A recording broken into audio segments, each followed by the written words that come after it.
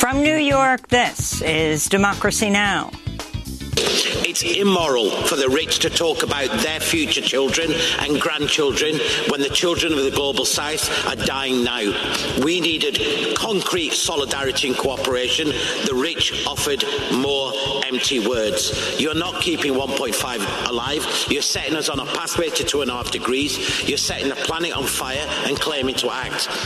The UN Climate Summit in Glasgow has ended with almost 200 nations supporting a watered-down pact that many say fails to address the climate emergency. Summit organizers are blaming India and China. But what role did the United States play behind the scenes? We'll get the latest and speak with an indigenous leader from the Ecuadorian Amazon who attended Glasgow. The Sacred Headwaters Initiative is proposing a permanent protection of the Sacred Headwaters region. We have said no more oil drilling, leave fossil fuels in the ground, no more mining. We don't want more logging. We don't want more extraction. This is basically a call for humanity to stop the destruction and permanently protect this important area. Plus, we'll speak with the Reverend William Barber about the trial of 3 white men in Georgia who killed Ahmaud Arbery, the black jogger. Last week, a lawyer for one of the men said black pastors in the courtroom are intimidating the jury. Obviously, there's only so many pastors they can have. And if their pastor's Al Sharpton right now, that's fine. But then that's it. We don't want any more black pastors coming in here. Or other Jesse Jackson, whoever was in here earlier this week, sitting with the victim's family, trying to influence the jury in this case. Black pastors plan to march outside the Glynn County Courthouse on Thursday. We'll speak with Reverend Barber. All that and more coming up.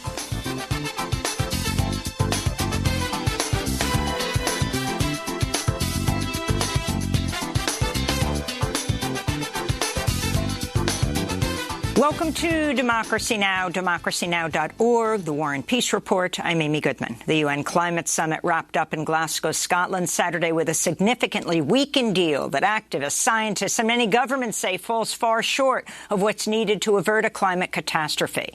COP26 President Alok Sharma praised the deal as historic, but also apologized for last-minute changes that saw earlier drafts of the deal watered down to change the phasing out of coal to phasing down. Based on current government pledges, global temperatures are on track to rise a disastrous 2.4 degrees Celsius above pre-industrial levels this century. Delegates from poorer nations and those at highest risk from climate change expressed deep disappointment in the outcome of the summit. This is Tina Stedge, the climate envoy of the Marshall Islands. We accept this change with the greatest reluctance. We do so only, and I really want to stress, only because there are critical elements of this package that people in my country need as a lifeline for their future. Thank you. The most affected nations also slammed the final agreement for failing to sufficiently address loss and damage reparations. This is the Bangladeshi climate scientist Salim ul-Haq. It's a death sentence for the poorest people on the planet. And not only that, the polluters are saying, to hell with you, we don't care, we're not going to give you a penny. We'll bring it up again. We're not giving up. But we are describing this COP as an abject failure because it hasn't been able to rise to the occasion of dealing with loss and damage. It doesn't matter what else they do. That was our issue. The poor countries, the vulnerable countries came here for that, and they've been slapped in the face. Meanwhile, protests continued in Glasgow through the weekend. On Saturday, Extinction Rebellion activists staged a funeral ceremony for all the failed COP summits to date. We'll have more on the outcome of the COP26 after headlines. The U.S. military killed dozens of civilians in an airstrike in Syria in March 2019, then spent the next 2.5 years covering up evidence of war crimes. That's according to a New York Times investigation, which found the death toll from a U.S. strike near the town of Baghouz was almost immediately apparent to military officials, with one legal officer flagging the attack as a possible war crime. But the bombing, which was carried out by a classified special operations unit known as Task Force 9, was never investigated, even though it left about about 70 women and children dead. The Times found U.S. military officials downplayed the death toll, delayed reports, and sanitized and classified evidence of civilian deaths. U.S.-led coalition forces bulldozed the blast site, and top military leaders were not notified. COVID-19 continues to surge in Europe, which recorded nearly 2 million coronavirus cases last week, the highest weekly caseload since the start of the pandemic. The World Health Organization says Europe's once again the epicenter of the pandemic as officials blame lagging vaccination rates tied to misinformation for the latest wave. Austria has imposed a lockdown for the roughly 2 million people who've not been fully vaccinated, while the Netherlands is in a partial lockdown with restaurants, supermarkets and shops ordered to close early.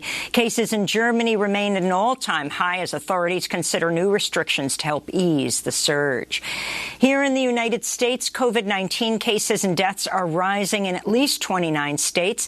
Hospitalizations are also increasing in nearly half of all states. Public health experts warn the U.S. could face a new surge as winter weather and the holidays drive more people to gather indoors. Meanwhile, the Pentagon says it would respond after the newly appointed commander of the Oklahoma National Guard said none of the state's 10,000 Guard members would be required to get vaccinated against COVID, defying a vaccine mandate ordered by U.S. Defense Secretary Lloyd Austin. In Sudan, at least 8 people were killed, many others wounded Saturday after soldiers fired tear gas and live rounds at thousands of protesters who'd gathered to demand a reversal of the October 25th coup. Among the dead was a 15-year-old who died from bullet wounds to the stomach. This is a protester at Saturday's rally in Khartoum who showed spent shell casings to reporters as gunfire rang out. The revolutionary protesters have nothing but peacefulness and are calling for democracy and bringing back civilian rule, which was taken away by General Burhan. As you hear now, the sound of live shots is getting louder. These are live shots that they use to target the revolutionaries. Al Jazeera's Khartoum bureau chief, El Masalmi Al-Kabashi, was taken into custody after Sudanese security forces raided his home overnight Saturday. Al Jazeera blasted his arrest as an attack on press freedom and called on international human rights and media groups to condemn Sudan's crackdown. In Spain, Coast Guard sailors discovered the dead bodies of 8 people in a boat transporting migrants and refugees. 62 other passengers were rescued from the vessel, which had been drifting near the Canary Islands for a week. Authorities said the deceased migrants came from unspecified African nations. In Burma, U.S. journalist Danny Fenster has been released from prison just 3 days after he was sentenced to 11 years behind bars by a military court. The English-language news site he writes for, Frontier Myanmar, said Fenster has since left Burma. Former U.S. politician and ambassador to the UN, Bill Richardson, said he negotiated Fenster's release with Burma's military coup leader. In Afghanistan, journalist Hamid Serhani was killed after a bomb attached to a vehicle exploded in a Kabul suburb Sunday. The Islamic State claimed responsibility for the attack, which took place in a suburb of mostly Shia Hazara residents. This came one day after at least 3 people were killed in a bomb blast at a mosque in Nangarhar. Members of the Shia community are calling on the Taliban to ensure their protection after a recent spate of deadly attacks. Afghanistan is still facing problems and the security has to be maintained. And this is one of the main responsibilities of the ruling government, to provide comprehensive security for all the residents. In related news, Indian officials are accusing Pakistan of blocking a request to allow 50,000 tons of weed and medicine to be transported to Afghanistan. The nation's humanitarian crisis, already dire due to war and drought, has deepened since the Taliban takeover in August, with 23 million people facing acute food insecurity and 9 million people on the brink of starvation. This according to the UN. In India, New Delhi schools have closed for 1 week amidst spiking levels of toxic pollution. Air quality in the Indian capital has been further exacerbated by the widespread burning of crop residue. Farmers say they've been left with no other choice but to burn the agricultural stubble to prepare for more cultivation. The prices of crops are decreasing. The farmers are helpless, and hence they have to burn it. The government should provide some solution, give us subsidies and machinery, or some organization should provide us with machinery to decompose it. There won't be a need for farmers to burn it then. They won't do it. In Ecuador, at least 68 people were killed during the latest outbreak of deadly prison violence at the Litoral Penitentiary, located in the port city of Guayaquil. In late September, at least 118 people were killed in gang-related fighting at the same prison. Prisons in Ecuador suffer from major overcrowding. Grieving relatives of the killed prisoners are demanding the government do more to prevent such tragedies. The state and the police should do something. It's not fair that innocent people die. My nephew was not a killer. He was inside for stealing a mobile phone. Do you think that a person deserves to die in this way for stealing a mobile phone? Back in the United States, Steve Bannon's expected to surrender to authorities today after a federal grand jury charged Bannon with 2 counts of contempt of Congress Friday for refusing to comply with a subpoena from the House committee investigating the January 6th insurrection. Meanwhile, former White House Chief of Staff Mark Meadows did not show up for his deposition before the House Select Committee Friday, which could result in another contempt charge and further action to enforce the subpoena. President Biden's nominated former Food and Drug Administration Commissioner Robert Califf to reprise his role. Califf led the agency for just under a year, starting in 2016. He was previously confirmed with bipartisan support, but has faced opposition from some lawmakers and others over his work consulting for pharmaceutical companies. After leaving the FDA, he started working as an advisor for Google Health and Verily, both owned by Google's parent company, Alphabet.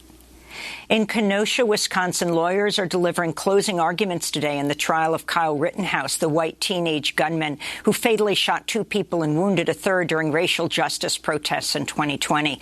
Last week, Judge Bruce Schroeder garnered yet more scrutiny and outcry after he called on the courtroom to applaud the service of a military member on Veterans Day. That military member was also a witness in the case, leading to concerns of possible jury bias as he called for the jury to applaud a defense witness. Wisconsin Governor Tony Evers has called 500 National Guard troops to be on standby ahead of a possible verdict. And a 9-year-old boy has become the latest and youngest deadly victim of the Astroworld Festival tragedy in Houston, Texas. Ezra Blount had been placed in a medically induced coma after he fell from his father's shoulders during the crowd surge which took place as headliner Travis Scott was performing. 10 people have died from the stampede. The young boy's families filed a lawsuit, one of almost 100 lawsuits that have been filed since the fatal event against Travis Scott, Live Nation, and others. And those are some of the headlines. This is Democracy Now!, democracynow.org, The War and Peace Report. I'm Amy Goodman. This is Climate Countdown.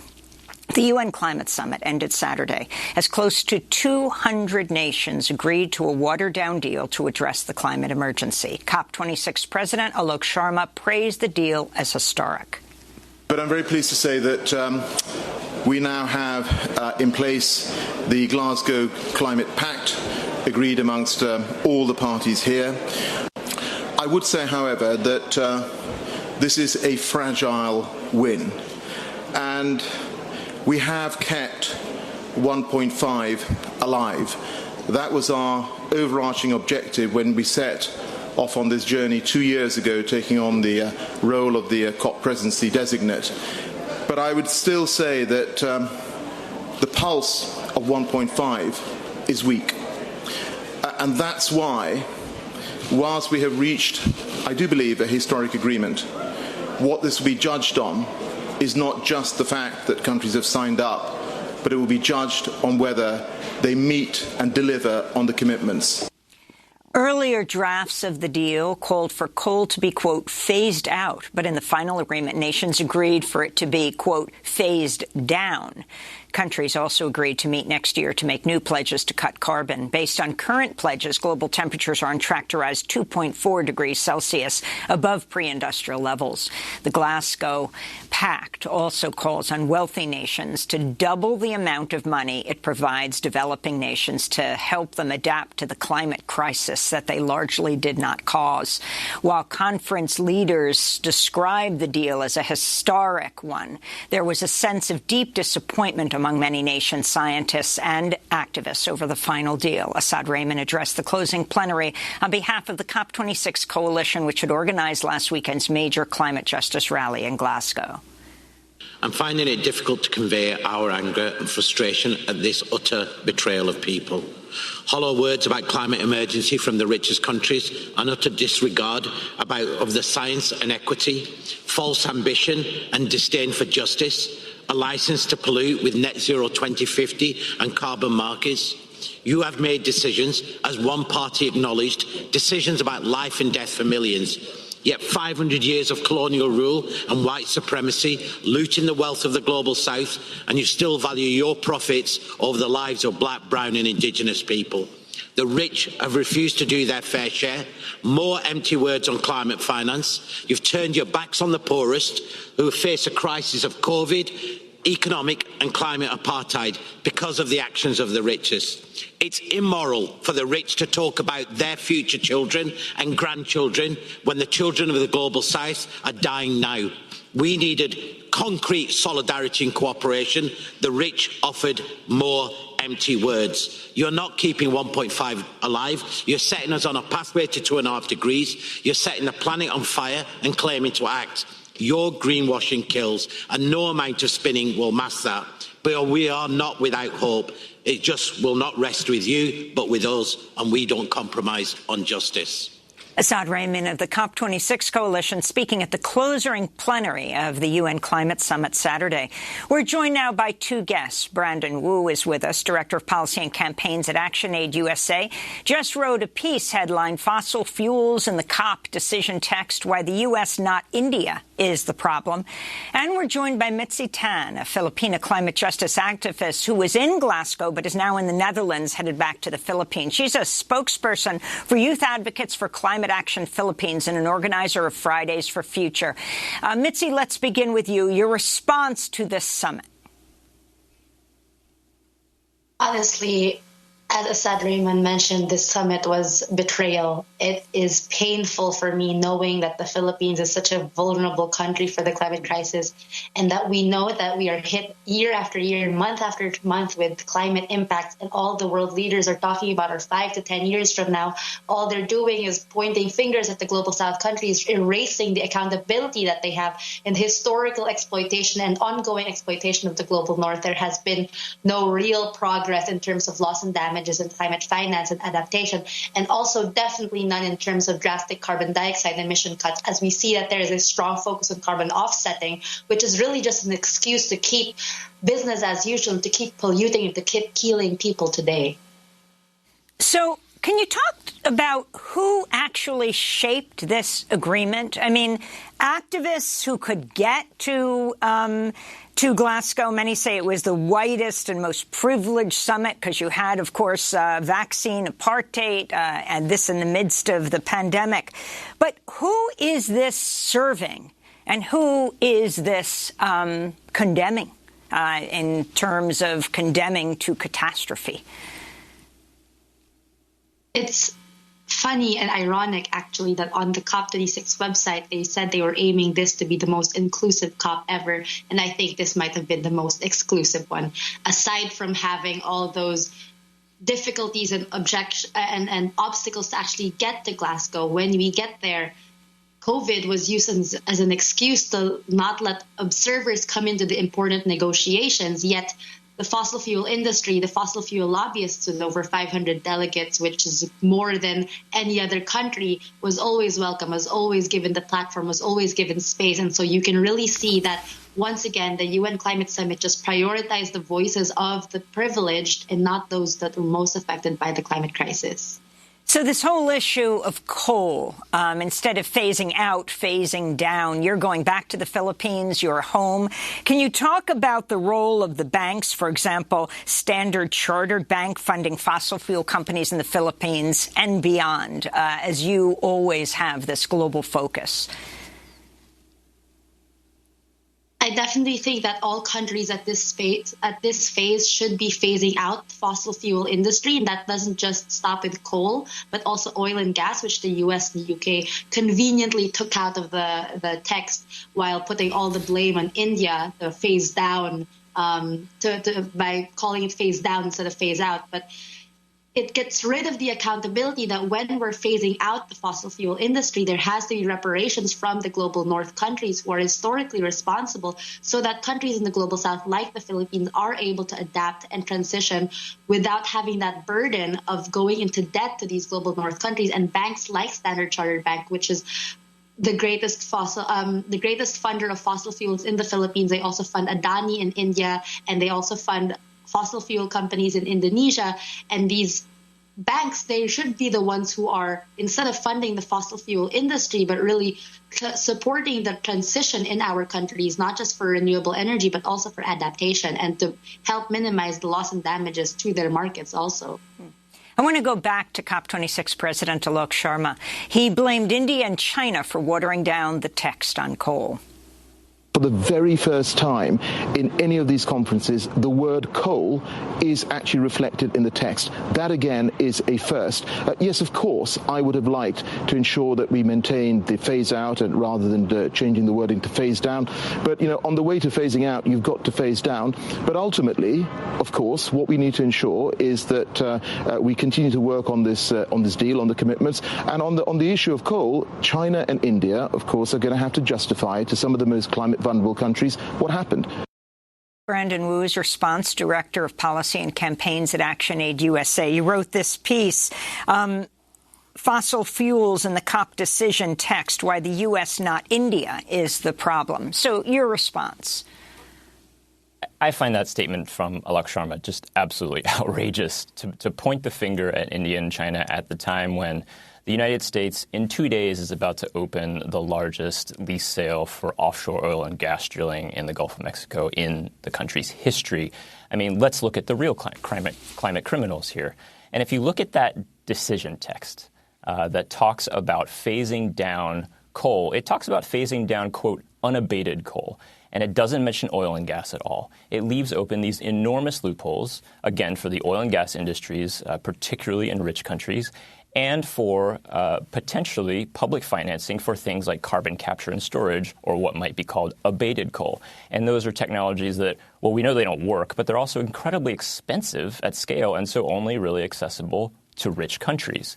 And it's interesting that a couple of days before that closing plenary, India actually suggested stronger text on fossil fuel phase down or phase out that would cover all fossil fuels in an equitable manner. And that last bit is the key part, because it would mean that rich countries have to take action fastest and first, as we all know would be the globally just thing to do. But for the history of the UN climate negotiations, the United States has always been opposed to equity in that way. And so that stronger text was basically doomed from the start because of U.S. opposition.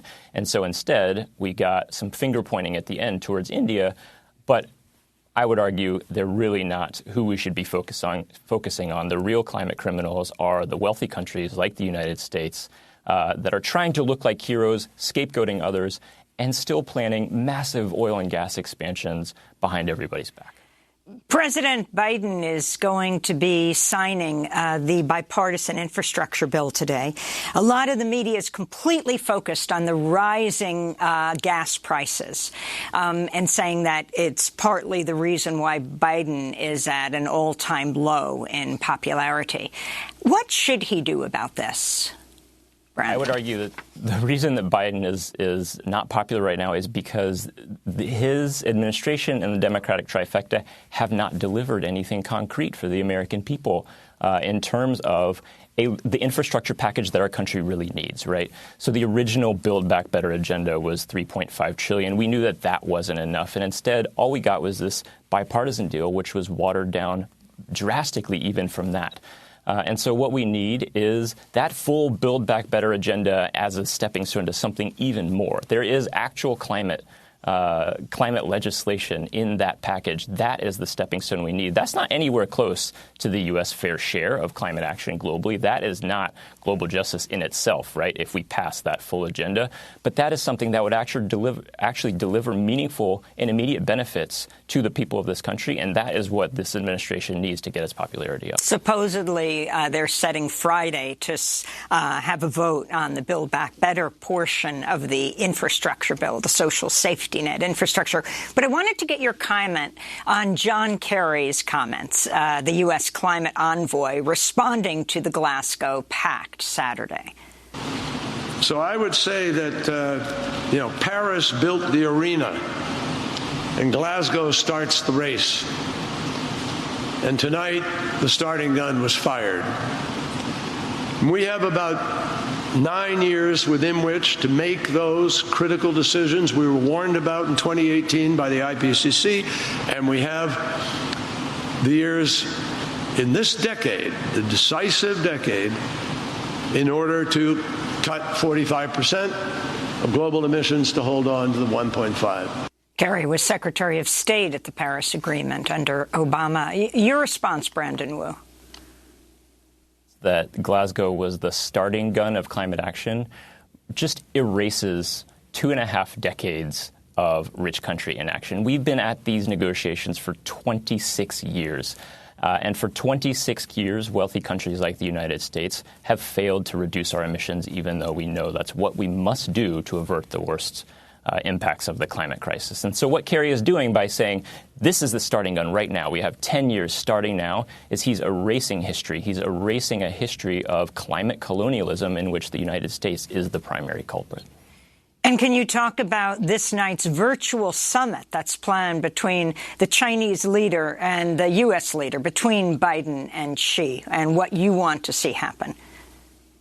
I want to see cooperation. I want to see solidarity. I want to see the United States making clear that we are actually willing to take steps to do our fair share. And I'm talking specifically about climate here, right? I think U.S.-China cooperation, these are two major economies. There's so much saber-rattling and xenophobia in the discourse among U.S. politicians about China. And if the Biden administration can actually, diplomatically engage with China in a responsible way, that can only be a positive step. But we have to be able to come forward with real commitments that are, appropriate to our fair share as the world's largest carbon polluter, as the world's massive military superpower. And we cannot just continue to engage we can't continue to see China as an adversary, right? Not just an economic adversary, but a security threat is the way that China is being framed by a lot of American politicians, and that's incredibly dangerous. We're going to end with Mitzi Tan. Mitzi, you're in the Netherlands. You're heading back to the Philippines, where climate now is usually right around. This was early for the climate summit. It's always devastating the Philippines at around this time. You're a spokesperson for International Youth Advocates for Climate Action Philippines. What are your plans for this year? Next year, the COP is supposed to be in Sharm el-Sheikh in Egypt. What are your plans for this year? How do you get these COPs not to fail every year?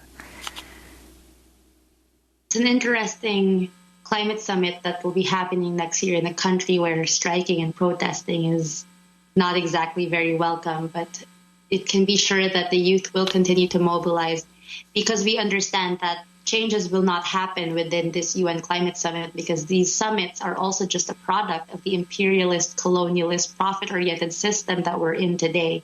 And in order to get rid of the climate crisis, we have to get rid of the system that has brought this upon us. And that is only going to happen as long as the people keep uniting, showing solidarity, and coming out together on the streets in whatever way we can to fight for climate justice. And that is exactly what the youth climate movement will have for the next year, for the year after that, day after day, month after month. We will keep connecting with the most marginalized sectors of society and amplifying the voices of our environmental defenders. And that is what is all that is needed. That is collaboration, coalition, and unity, something that our world leaders should be doing but aren't doing right now. Mitzi Tan, I want to thank you for being with us. Filipina climate justice advocate, international spokesperson for youth activists for Youth Advocates for Climate Action Philippines, organizer with Fridays for Future and Fridays for Future Most Affected Peoples and Areas. Speaking to us from the Netherlands, and Brandon Wu, Director of Policy and Campaigns, ActionAid USA, will link to your piece, Fossil Fuels in the COP decision text, Why the U.S., Not India, is the Problem. Next Next up, we speak to an Indigenous leader from the Ecuadorian Amazon who attended Glasgow, and then the Reverend William Barber, why scores of black pastors are headed to Georgia as one of the defense attorneys in the Ahmaud Arbery case, the trial of the 3 white men who murdered the black jogger. Why this defense lawyer said black pastors in the courtroom intimidate the jury. Stay with us.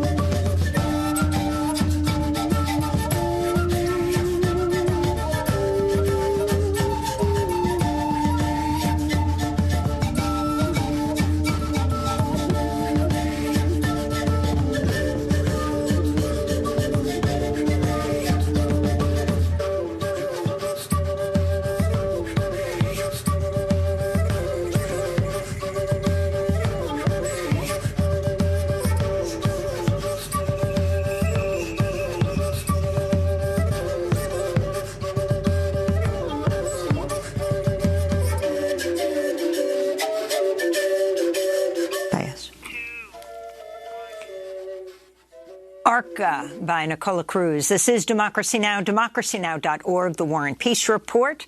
This is Climate Countdown. I'm Amy Goodman. Indigenous activists led a number of protests last week in Glasgow, calling on wealthy nations and big banks to address the climate emergency and to preserve the Amazon.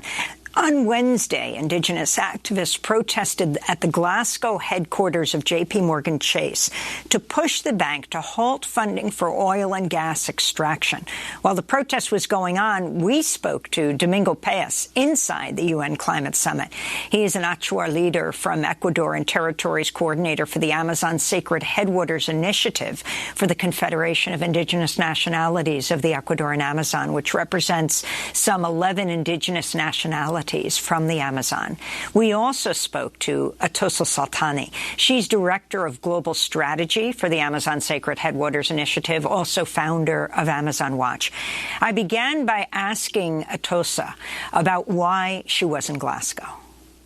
I'm here in an unprecedented moment for Indigenous participation in the Climate Summit here in Glasgow. The Indigenous people here have been very vocal, visible, and bringing their concerns from the heart of the Amazon basin, from all over the world, but in particular the Amazon basin. Their demands are clear, that governments need to halt policies, economic policies, and extractive industries that affect the forest, that we cannot win the battle against climate unless we protect the world's remaining rainforest. The Amazon, the largest rainforest on the planet, is key to addressing climate stability. The Amazon is reaching a tipping point of ecological collapse, and we're here to sound the alarm bells that action is needed now. No more talking, not just talking about how we reduce emissions, but we have to stop producing so much fossil fuels. The fact that fossil fuel production is still on the rise, and that there's not been a moratorium. Indigenous peoples here are demanding that there be a moratorium on fossil fuel extraction, and that banks and financial institutions stop financing the activities that are basically increasing emissions instead of reducing emissions. Basically, the more we increase the supply, the more we're going to increase the emissions. And so that's one key demand. Also, Indigenous peoples are calling for participation in solutions that affect their territories. Indigenous peoples are the guardians of 50% of the world's intact forests and 80% of the world's biodiversity. Their territories are the best safeguards we have against climate catastrophe, and they're under attack. And even Indigenous peoples are being brutally murdered, assassinated, prosecuted, and put in jail for defending their forests. We're here to bring solutions and amplify indigenous voices for systemic and true solutions, not offsets, not net zero, not things that just create, funny accounting. Instead, we want real reductions. We want indigenous rights to be respected, indigenous peoples to have a voice in the negotiations and in the solutions that affect their territories. And we want the biological systems of the planet to be at the center. Protection of the biological systems of the planet are key to addressing climate change. And if you can talk about the area of Ecuador and Peru that we're talking about, this 86 million acres of rainforest, one of the most biologically diverse ecosystems on Earth. Yeah, so, the Amazon basin is not only the lungs of the earth, as we've often heard, but it's also the heart of the planet in the way that the Amazon rainforest recycles rain and generates atmospheric rivers that are responsible for basically rainfall not only in the continent of South America, but all around the world. And that cycling of water is dependent on forests. And the more forests are cut down, the more that system of recirculating of the atmospheric rivers is on the verge of collapse. We are at tipping point, basically. And, every tree, every acre of forest that's lost, we are getting basically the windows closing for making a difference in the future of the Amazon. So within that context, indigenous peoples from all over the Amazon have called for a permanent protection of 80% of the Amazon by 2025. And that is a campaign that's being launched. It's backed by scientific evidence of that's what the Amazon needs to maintain its vital cycles of the hydroclimatic system. And within that, the sacred headwaters is an area the size of Oregon that's at the headwaters of the Amazon, at the source of this mighty river. What happens there affects downstream the rest of the forest. And here, about majority of this forest is threatened by oil and mining and logging, also infrastructure, dams, roads, and agriculture. So indigenous peoples representing 30 nations have come together to call for the permanent protection of this forest and to really call for a transition, an ecological transition that puts life at the center of all economic and governance decision. They've developed a bioregional plan, and hopefully Domingo will tell you more about it. This plan really contemplates an end to extractive industries, an end to the extractive economy, and the dawn of a new economic model that's based on forest and people flourishing, a just economic, ecologic transition. If you could introduce Domingo Payas to us, I have introduced him as an Achuar leader from Ecuador, but if you could go broader, the context, and then ask him to talk about why he's in Glasgow, if you wouldn't mind translating for us. Domingo Payas Napichkai is an Achuar leader from Ecuador. He's been a tireless advocate for indigenous rights. He's been a historic leader. I've known him since 2000. He's held many different positions in the indigenous movement, and currently he's one of the main organizers that has united the indigenous nations of the Sacred Headwaters region and has been tirelessly advocating for land rights, for basically a new model of economic development based on buen vivir, or well-being, and is incredibly inspiring. I'm really happy he's here with us today, and I can invite him to say a few words. Domingo, ¿puedes explicar por qué estás aquí, por qué venías aquí en Glasgow? Y yo voy a traducir, por favor. Buenas tardes. Good afternoon. It is great to be here, and I want to thank this medium and also the people of Glasgow for coming here, for listening to us, for giving me an opportunity to say why I'm here, why we've come here to defend the forest. I'm here because all of the governments of the world have gathered in this COP26, and they're talking about addressing climate crisis. I'm here representing the indigenous nations of Ecuador and Peru.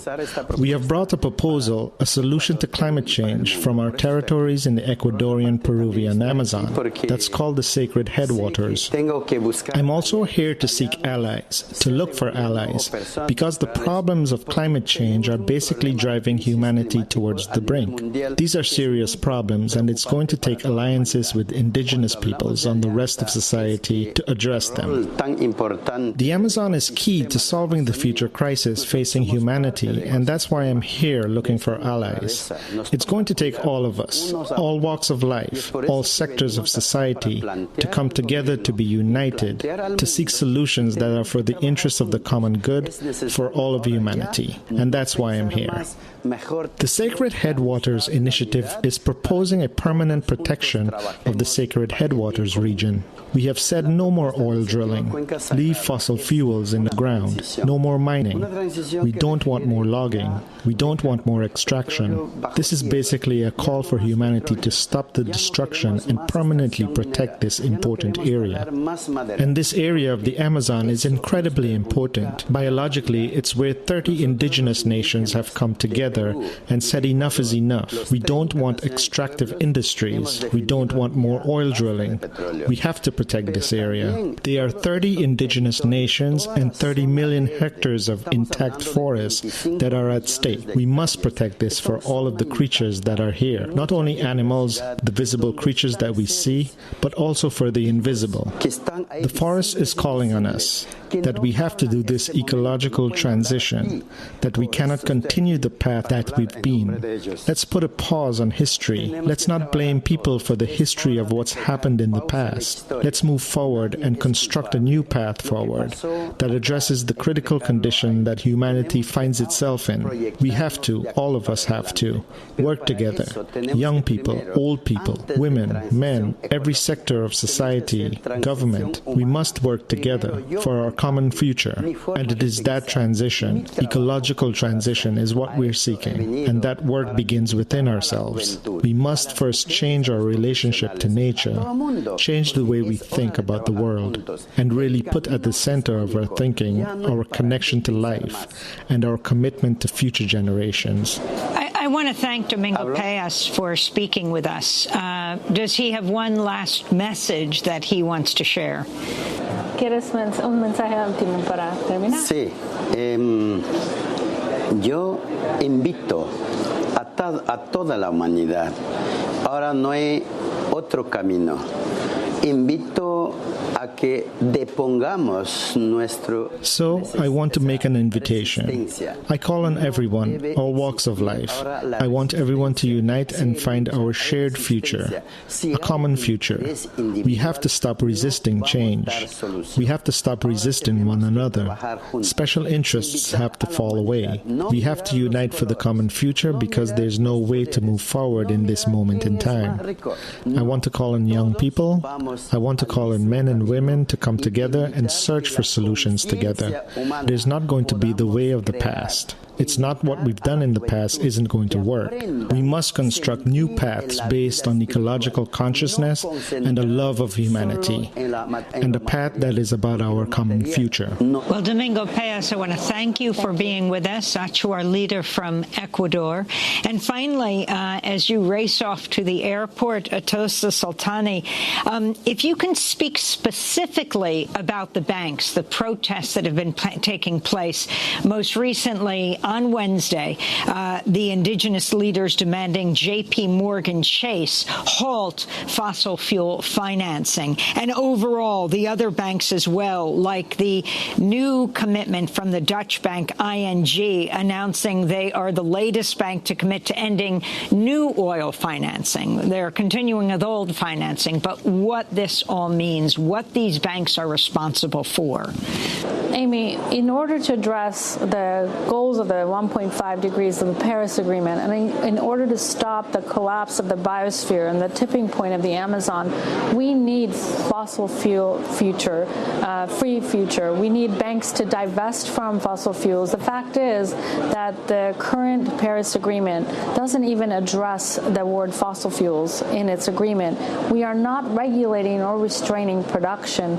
We're only talking about emissions. Meanwhile, what's currently in the pipeline for banks to be financing, what's in the process of being permitted by countries and financed by the banks in Europe and in North America is enough to send us way over the 1.5 degrees.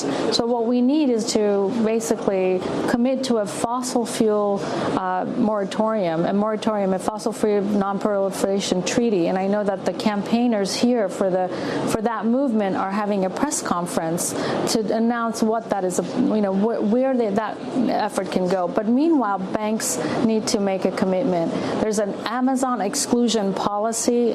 You can check it out on Amazon Watch's website, and that calls for banks to end their financing to fossil fuels. We cannot be filling the bathtub at the same time as talking about offsets and emissions while we're continuing to put emissions in the air. And we need absolute reductions. And that has to start with stopping production.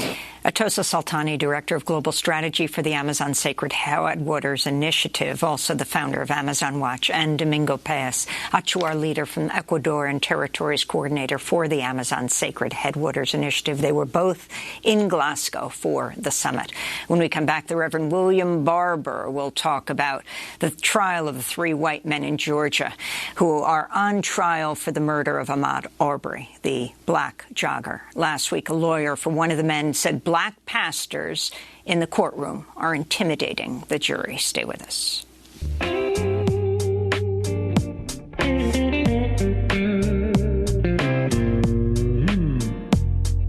Where does hate come from?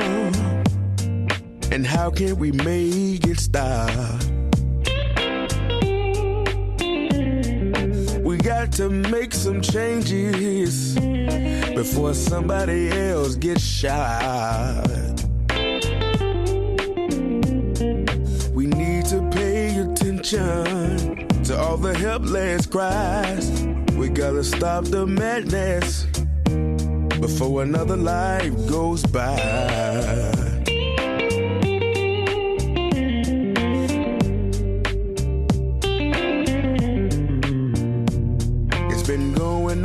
For decades, we keep treating people wrong. Why does doing something right take so long? Another Life Goes By Christone Kingfish Ingram. This is Democracy Now!, democracynow.org, The War and Peace Report. I'm Amy Goodman as we turn now to Georgia, where the trial of the 3 white men who hunted down and shot dead Ahmaud Arbery took an unexpected twist last Thursday, when a defense attorney claimed the courtroom presence of high-profile black pastors sitting with the Arbery family could be intimidating for the jury, which is almost all white. In a minute, we'll be joined by the Reverend William Barber of the Poor People's Campaign, one of those pastors who visited the courthouse last week. But first, this is defense attorney Kevin Go, who represents William Roddy Bryan, neighbor of Gregory McMichael and his son Travis McMichael, who chased and killed Arbery. Your Honor, I was reminded of one matter that I wanted to address. My understanding while I was cross-examining Investigator Lowry yesterday is that the Right Reverend Al Sharpton managed to find his way into the back of the courtroom. I'm guessing he was somehow there at the invitation of the victim's family in this case. And I have nothing personally against Mr. Sharpton. My concern is that it's one thing for the family to be present. It's another thing to ask for the lawyers to be present. But if we're going to start a precedent, starting yesterday, where we're going to bring high-profile members of the African-American community into the courtroom to sit with the family during the trial in the presence of the jury, I believe that's intimidating, and it's an attempt to pressure, could be consciously or unconsciously, an attempt to pressure or influence the jury.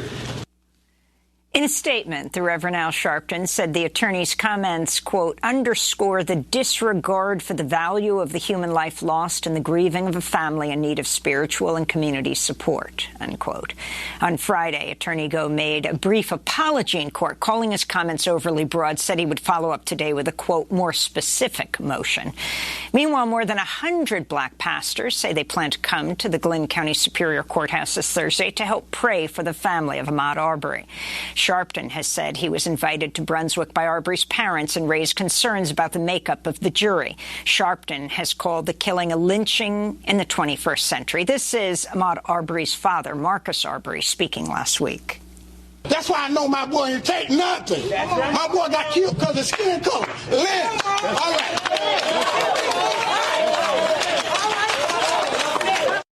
To the Reverend Dr. William Barber, co-chair of the Poor People's Campaign, president of Repairers of the Breach. He just returned from Brunswick, Georgia, where he visited with the community and family of Ahmaud Arbery, was in court last week. Welcome back to Democracy Now! Can you respond to the lawyer saying black pastors in the courtroom intimidate the jury? Amy, first of all, let me thank you, and let me just say, reach out and pray for the Ahmaud Arbery family. You know, I was invited to come down as well as also from the family as a part of Transformative Justice Network. And there are many ministers that are part of this. First thing I want to say is we as ministers have to not resist taking this personally, because it's not about us. It's about this family. And we have to understand in the white supremacist mind what this lawyer is doing. Number one, he doesn't have a case, because his own people filmed their killing this young man. Think about that. They filmed it. This wasn't somebody else. They're the ones that did the filming of this murder, this killing. So I guess they thought they would be celebrated as heroes. Secondly, what he said is instructive. And I'm saying to clergy, be careful that you don't take the bait. It's not about me or Al Sharpton or Jesse Jackson. He said he connected black with intimidation. He said black pastors are intimidating. We need to unpack that, because he's sitting in the room with men that tracked, hunted, and destroyed a young man's life, and yet he says black pastors are intimidating. First of all, he also limited black to pastoring black people. Now, I'm not a black pastor. I didn't get consecrated as a black bishop. I was consecrated as a bishop. I was ordained as a pastor, been pastoring 30-some years, white, black, brown, all kinds of people. So we have to resist that. You know, we're not, that limits us. We are pastors who happen to be black. But also we've got to unpack this trope that has been used down through history. Black is intimidating, i.e., just being black is a problem. And then when you unpack that, Amy, you can understand the crux and the problem, the centerfold of the racial violence problem in this country, whether it be a racist white cop or like these three men. They saw Brother Arbery, Ahmaud, as being black first, therefore being intimidating, therefore being a problem, therefore being somebody in the wrong place, therefore being somebody that needed to be purged, destroyed, killed, murdered. In essence, they saw black, they saw a nigger, they saw someone to be destroyed. And that's why you see oftentimes a cop kill someone unarmed and not having remorse. They don't think they've done anything wrong. Or you can have someone shoot somebody who happens to be black or brown, and they don't think that anything wrong, because that issue of blackness being identified with intimidation. So black lawyers are intimidated. Black pastors are intimidated. It's the issue and the framing. Now, he's trying to clean it up, but you really can't clean it up. And I don't know if I want him to clean it up, because in that moment was a deep, rare honesty. That was a deep honesty. And America needs to hear it and learn from it. And I hope, yes, pastors will go, but go as pastors and go as ministers. And I know I've been asked by some others down there to come next week and lead a group of interfaith ministers, just ministers, regardless of race, creed, or color, that believe in justice, that believe in right. And so I'm considering that as well. We need to not take this personal. It's not about us. It's about the heart of these cases where blackness, as for years in American history, was identified with intimidation, and therefore the blackness itself is declining. And the fact that you've got this jury, one black juror, even the judge in the case after jury selection, which took week after week, called it intentional discrimination, but allowed the trial to go on. Right. But see, they're mostly white, so they're not intimidated. In the mindset, They're not intimidating, and certainly they can't be discriminatory. Now, on the other hand, if it was an all-black jury or all black but one white, then they would be jumping up and down. It's a problem. It's a problem. But see, again, because of how blackness is used and how blackness is seen. If anybody ought to be intimidated in that courtroom, it's that father that has to sit in that courtroom and look at three people who shot his son down like a dog and who filmed it and put it on camera. If anybody should be intimidated, it should be the family looking at that jury pool and not seeing a jury of their peers, of their son's peers.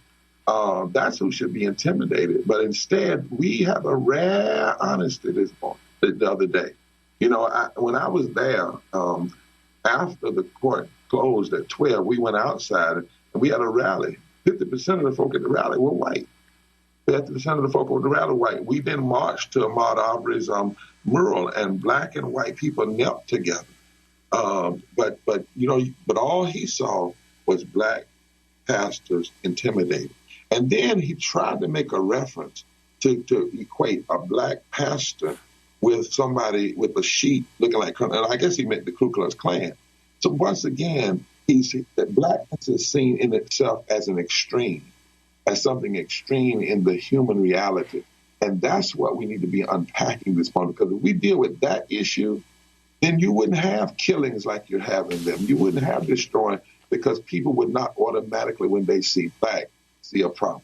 We want to talk about why you're in Washington, D.C., but I just want to ask about this moment. You have the trial in Georgia. Then you've got the Rittenhouse case. 500 state troopers have been called out to deal with the verdict. And you have the judge in that case on Thursday calling on the jurors, the entire courtroom, to applaud a man who was about to testify for the defense because it was Veterans Day and he was a veteran. They had to applaud him.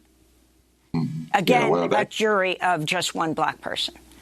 Yeah, imagine that judge being a black judge doing that in another case. This judge is just way out of bounds. And remember what they're trying to say about this. I mean, he was out there. He claims he was fearing for his life, even though what was going on wasn't even really near him. And they're trying to basically say he was a hero, he was defending himself, but he was the one with this gun, I think an AK-47.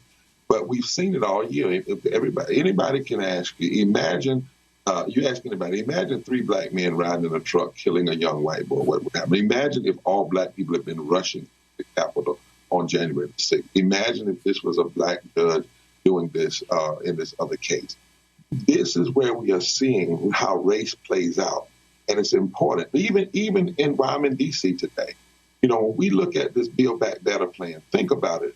The infrastructure plan, the most of that money is probably going to go to white men, white contractors, so forth and so on. When the money gets sent to the states, those states get to divvy it out. Most of those states are Republican-led states that are also fighting against opportunities to vote. On the other hand, the Build Back Better plan, if you look at the dynamics, who's going to get impacted the most? It will be poor white people and black people and brown people. You take the Build Back Better plan, just take one piece of it, say expanding child tax credit. That's going to impact 35 million households. Now, we know 140 million poor and low-wealth people are in this country, 26 million black, which is 60.9% of black people, and 66 million white, which is 30-some% of white people. So we know that bill is going to have an impact on black people, the poor, white people, the poor, brown people, the poor. Which bill is getting fought the most? Not the infrastructure. And if you go down to each part of that bill, we've done it. Take, for instance, the expanding of the money for home health care workers, where 28% of those persons are black, 23 are Latino. So we're in D.C. today with people from all over the country, black, white, brown, Asian, Native, who are saying we are not going to accept just an infrastructure plan that fixes our roads and our bridges while you leave our bodies, our education, the infrastructure of our daily lives, living wages undone. We can't do that. And we're saying if you oppose the bill, as small as it is, then you also oppose racial equity and you also oppose class equity. And we have to start unpacking these deals. Reverend Barber, we have to leave it there. We thank you so much for being with us, co-chair of the Poor People's Campaign, president of Repairers of the Breach. And a fond farewell to Miriam Barnard. Such enormous gratitude for all your work over the past decade. Special thank you for helping to keep our team safe on and off site during the pandemic. Your humor and compassion and skill was so cherished at Democracy Now! You'll be forever a part of our DNA because, after all, you are a Democracy Now! Alum. All the very best. I'm Amy Goodman. Thanks for joining us.